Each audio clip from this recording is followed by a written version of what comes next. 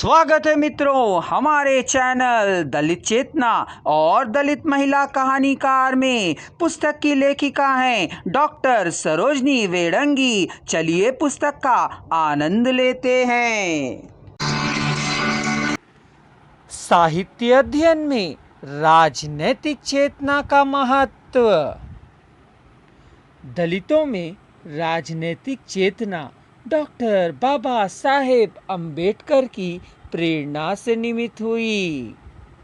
Doctor Ambedkar दलितों को शिक्षित बनाकर संगठित बनो और संघर्ष करो का महामंत्र दिए थे। इसलिए दलित शिक्षित बने, जागृत हुए और संघर्ष करते हुए राजनीति में उतर आए।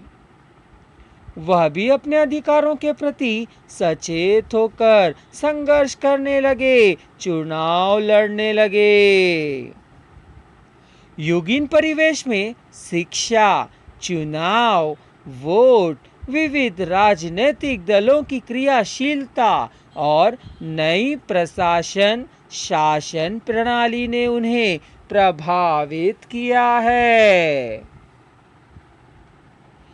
21वीं सदी की हिंदी दलित कहानी दलित जीवन के सभी पहलुओं को रेखांकित बड़ी ईमानदारी से करती है।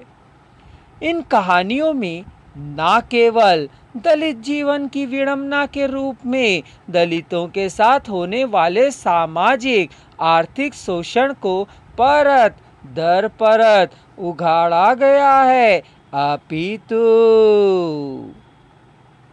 दलित संघर्ष तथा उसके सशक्त होते रूपों को भी अभिव्यक्ति दी गई है।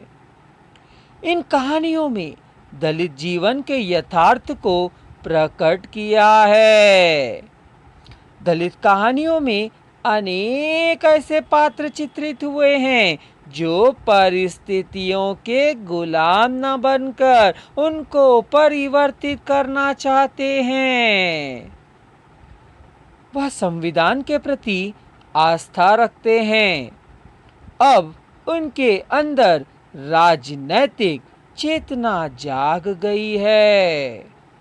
मोहनदास नौमिशाय ने अपनी कहानी आवाज़ों में राजनीतिक चेतना का चित्रण किया है। इस कहानी में दलितों की नई पीढ़ी जातीय चेतना से भरकर ऐलान करती है कि ऊंची जातियों की झूठन नहीं लेंगे, ना खाएंगे और ना ही गंदगी साफ करेंगे। दलित समाज में ऐसी ताकत हजारों साल बाद आई, जिसके बल पर इस नई पौध की आंखों में परिवर्तन के अटूट सपनों में विश्वास जागा है। सामाजिक परिवर्तन के आंदोलन का परिणाम था कि कल तक जो झूठन के लिए लड़ते झगड़ते थे, उनके मन में कुछ कर गुजरने की चेतना जन्म ले चुकी थी।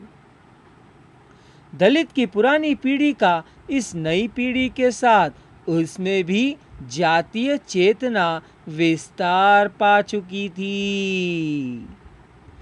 तो वह ठाकुर अवतार सिंह के करिंदों को चेतावनी देता है, कह देना अब कोई नहीं आवेगा, बहुत दिन हो गए गुलामगिरी करते करते। हाँ, हमारे बड़े बूढ़े सब करते थे, वह जमाना चला गया भाई। अब नया जमाना ही, नई रोशनी आ गई है। अगर आप संपूर्ण वॉइस को एक ही साथ सुनना चाहते हैं तो डिस्क्रिप्शन बॉक्स में दिए जा रहे लिंक को क्लिक कर लीजिए।